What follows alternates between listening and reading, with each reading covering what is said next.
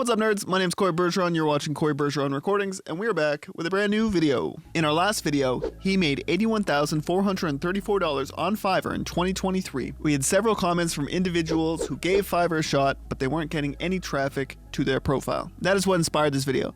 Taylor and myself are going to share our best tips on how to have consistent, continued success on the Fiverr platform. Now, why should you listen to us and watch this entire video? Well, between Taylor and myself, we've made hundreds of thousands of dollars on the platform. We've been sellers for many years. We're both top-rated sellers. I am a pro seller in the mixing and mastering space. And most importantly, we have consistent orders coming in every single month. Before we jump into any of the tips, I want to just share a couple details that I think will help shape your perspective. If you haven't yet, I recommend watching my video. I made $100,000 tips for success from a Fiverr pro. In this video, I break down how I was able to earn my first $100,000 on the Fiverr platform. And in this video that you're watching right now, we're going to build on some of those. This is very important. You need to offer a service that someone is actually willing to pay for. In my experience, I have dedicated my working life to working on music. 10 years ago, I dreamt about the idea of being able to mix music for a living. I have consistently been working on my craft, and that craft is the service that I offer on Fiverr. My point is, you can have the best looking profile and crush the SEO, but if the service you offer isn't competitive,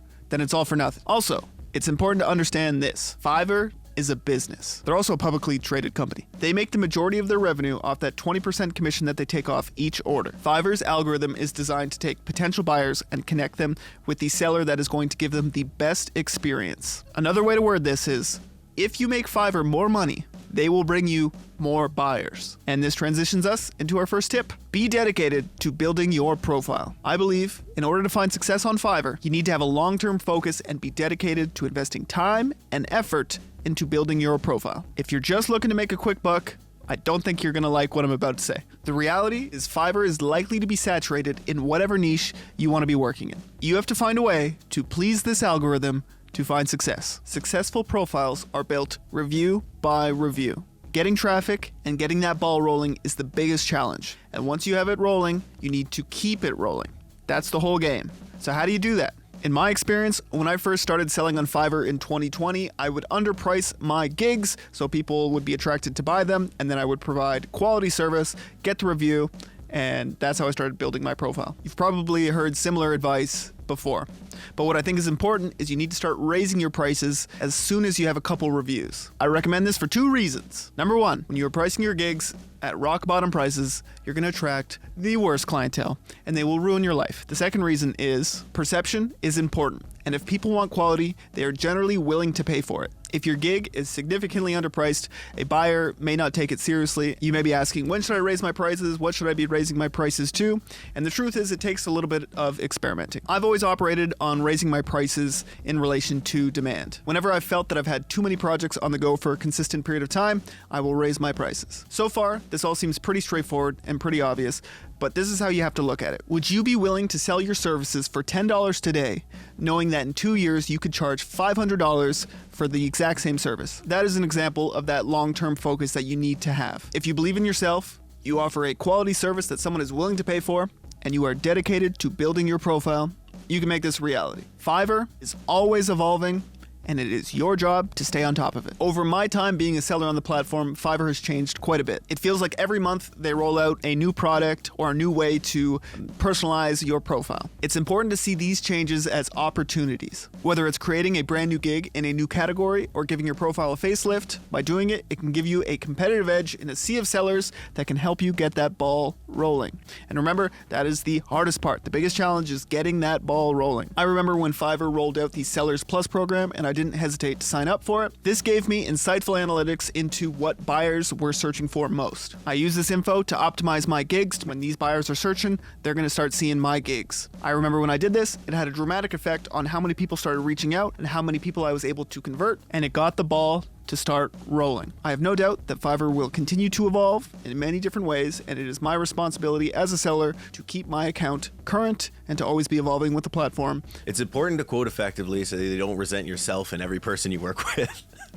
This is something that becomes more important once you already have the traffic and the ball's already rolling. At first, I did a flat rate at a low price point to get reviews, to generate traffic, and to build my profile. Once I had the traffic, I found it tough to manage my schedule. Some projects would only take a couple of hours, and some projects would take all day. I decided I should quote projects based on how much time they would take, as opposed to just one flat rate. After burning out a few times, I realized I should probably charge based on how much time a project's going to take. When communicating with a potential buyer, I do my best to understand everything involved in the project and what it's going to take to get it from point A to point B. Once I've estimated how much time it's going to take, I come up with a reasonable quote for the workload. I then communicate with the client to make them understand exactly what's involved in reaching their vision, and then I give them a detailed breakdown as to how the price correlates to the workload. At first, I was hesitant to veer away from the flat rates advertised on my page, but I found that giving them a clear explanation of how I came to that price is usually happily understood by the client. In my experience, I've found that buyers really appreciate my transparency, and even if it's outside of their budget, it creates a positive relationship, and who knows, they might even come back. Was that fun? The fastest way to get the ball rolling is to route outside projects through Fiverr. And you may be thinking, why would I give 20% of my project to Fiverr? Fiverr is a massive platform. I see advertisements for it all over YouTube. I've heard dedicated ad reads on some of my favorite podcasts for Fiverr. Fiverr is doing everything in its power to bring potential buyers to its platform to start spending their money. I look at that 20% that Fiverr takes as a finder's fee. You might think it's steep, but it is what it is, and there's nothing you can do to change it. But take this into consideration. In 2023, I completed 249 orders on Fiverr. Also, in 2023, I didn't put very much effort into networking or promoting myself in order to get these gigs. I put my effort into keeping the ball rolling by doing quality work. Fiverr did the legwork to get people to the platform. It's not uncommon for me to be sitting here and I get a notification on my phone and boom, someone has just purchased a gig, they've put the order in, they've put the money up, and all I have to do is do the quality work. That's awesome. I didn't have to go and find that person. I didn't have to convince them why I'm the best person for their project. Once you have the algorithm working in your favor, its ability to connect people with you is very, very powerful. Effective communication is vital to having any sort of success on Fiverr. We all know you need to be responsive and prompt. When a buyer reaches out, it's important to get back to them as soon as you can, as it's a way to help separate you from the sea of sellers. Your response time is a measurable public stat, so Fiverr's algorithm clearly values this. At the end of the day, I work on music. What I realized is, for musicians, their music is their passion, and it's something they have a strong emotional connection to. Of course, you should answer all of their questions and address any of their concerns, but you should also remember that the person on the other end needs to know that you're engaged in their project, and that you're willing to invest time and energy to see their vision through. Since I put a greater emphasis on communication, I've noticed a better conversion rate, more returning clients, and even referrals. Now here's some actionable things I do on every project. When someone first reaches out, I like to give them a detailed breakdown of how I would approach the project. Once an order is placed, I send them a message, letting them know when I plan on getting started on their project and when they can expect it to be delivered. It's important to manage their expectations. When I deliver a project, I like to give them a detailed description of everything I've done on the project and why I did it. This will expedite the revision process, as it'll give them a clear understanding of my thought process. And then finally, after an order's been approved, I reach out to them and thank them for the opportunity to work with them and let them know to reach out if they have any future projects. Fight to remove unfair cancellations. It's obvious that having a perfect inbox response rate, delivered on time, and order completion rating is important. It shows potential buyers that you're reliable, and the algorithm loves that. By being dedicated and offering quality service, it's very easy to achieve 100% in these categories. In my experience, I have had a buyer purchase a gig without reaching out to me in advance, and then they've canceled the gig, and they'll send me a message saying, oh, I ordered the wrong gig, or I'm not looking for this service anymore, and that has a negative effect on my public ratings. I don't think this is fair, because I didn't do anything wrong, and now my profile has been negatively impacted. It turns out there's a solution.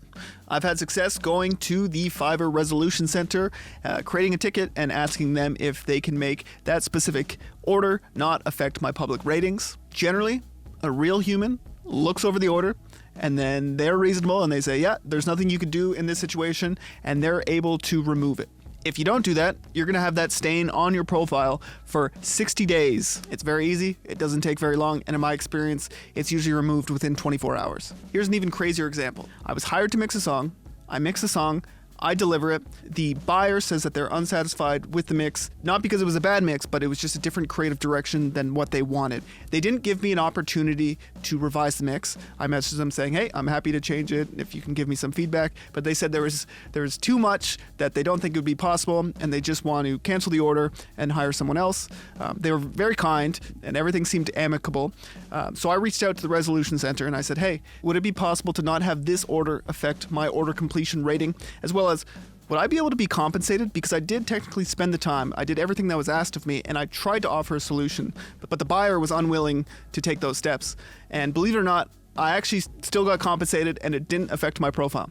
So I don't know how many times you can get away with that. Again, they manually review these things, so you have to make sure that when you're communicating that you are doing everything in your power to satisfy the buyer. But there you go. That's something new that I learned this week. So there you go. I hope you found this video insightful.